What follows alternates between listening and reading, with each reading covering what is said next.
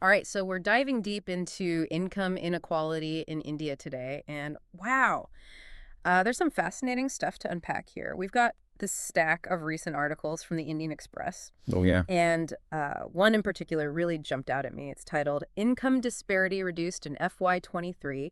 Top 10% Still Holds Large Share of National Income." Mhm. It seems like India's economy is constantly on the seesaw, Yeah, tilting towards more equality, and then suddenly, bam, back to square one. right. But this article suggests that things might be changing in some unexpected ways this time. It really does. This article highlights this kind of interesting paradox, right? Okay. On one hand, we've got this thing called the Gini index, the one that measures income inequality, Mm-hmm. and it actually improved in 2022-23. Really? But then on the other hand, the top 10% of earners in India, they still hold this massive, massive chunk of the national income. Oh, wow. So it makes you wonder, what's actually going on Yeah, here? that's a good point. Okay, But, so let's break down this whole Gini and index thing first. You know me, I need things explained nice and simply. of course. So pretend I'm completely clueless. How does this index work? All right, well, imagine like a scale from 0 to 100. Okay. If everyone in India earned the same amount, All right. the Gini index would be 0. Perfect equality. Makes sense. Now picture this. Mm-hmm. One person has all wealth and everyone else nothing. Yikes. That would be a Gini index of 100. The worst kind of inequality, right? Right, right. So basically, the lower the Gini index, Uh-huh. the more evenly income is spread across the country. Gotcha. So lower score equals good news. Exactly. And the article says India's Gini index did get better recently, It did. which on the surface sounds pretty promising. Right. But you're suggesting there's more to the story. What should we be careful about when we look at this data? Well, it's like this. Yes, the overall Gini index improved in 2022-23, especially after, taking a hit during the pandemic. Yeah. But we got to remember, it's just one piece of the puzzle. It gives us this broad overview, but it doesn't tell us how different income groups are actually experiencing this change. So we need to dig a little deeper and see who's actually benefiting from this improvement. Yeah. Did everyone get a piece of the pie, or did some groups end up with, way bigger slices than others? That's the million-dollar question. Right. And that's where this article gets really, really interesting. Okay, I'm all ears. Let's unpack it. What's happening with these different income groups in India? And how does this all connect back to that seesaw pattern the article was talking about? So here's the thing. The article highlights that the income share of the bottom 50% actually went up a little bit Okay. between 2021 and 2022-23. But here's the catch. It's still lower than it was back in 2015-16. So they're kind of climbing back up the seesaw, but they haven't quite reached the top yet. Exactly. They've made some progress, but they haven't fully recovered to pre-pandemic levels. Got it. What about the folks at the other end, the top earners? Did they keep riding high? Well, it's interesting. The top 10% actually saw their income share peak in 2020-21. And then it declined a bit in 2022-23. But, and this is important, even with that little dip, they still hold a huge, disproportionately large chunk of the national income. So it's like this improvement in the Gini index is happening, but when you look closer at specific income groups, it's not such a simple story, right? It's not just everyone's doing better across the board. Yeah, it's definitely more nuanced than that. So what factors are driving these shifts? Was it all just the pandemic messing things up, or is there something more going on here? Well, the pandemic definitely played a role, but the article points to a few other things too.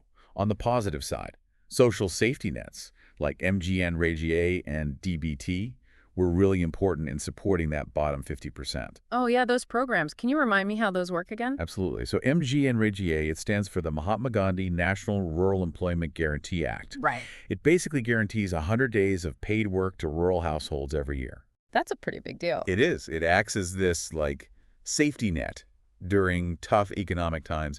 And then there's DBT, direct benefit transfers. Yeah. This one directly transfers subsidies and welfare payments right into people's bank accounts. Cuts down on, leakages and corruption and stuff. So these programs really help to kind of cushion the blow for those who were most vulnerable during the pandemic. Yeah, for sure. They were absolutely critical. But the pandemic also it made existing inequalities worse too. In what way? Well, think about it. While the bottom 50% were dealing with job losses and all this economic instability, Right. some sectors like tech and e-commerce, they were actually booming.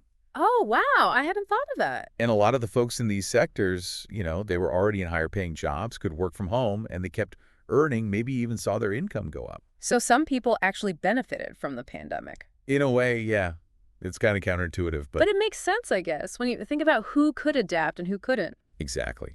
It's like the pandemic just highlighted the weak spots that were already there in the economic system. Yeah. It's almost like the seesaw got tilted super hard, and the people who were already at a disadvantage, they got pushed even further down. This really makes you think about how we can build systems that are more, I don't know, resilient, Yeah. so they can better handle these kinds of unexpected events. Because let's be real, pandemics, they're not going away anytime soon. That's for sure. Is there even a way to, like, modify the seesaw so it doesn't swing so wildly every time something unexpected happens? That's the big question, isn't it? So it's like we make some progress towards less inequality, and then bam, something like a pandemic hits and it feels like we're back to square one. It's Right. frustrating. How do we design systems that are more resilient so the seesaw doesn't, swing so drastically? Right. It's like we need to build some shock absorbers into the system. Exactly. You got to think about strengthening those social safety nets so they can automatically expand when a crisis hits. So instead of like scrambling to create new programs every time something bad happens, we should have systems in place that can just scale up really quickly and efficiently. Exactly. Like, imagine if MG and Regie automatically gave people more days of work when unemployment goes up. Right. Or if those DBT payments went up to help families when everything starts costing more. Exactly. It's about creating this system that can respond quickly and adapt to support those who need it most.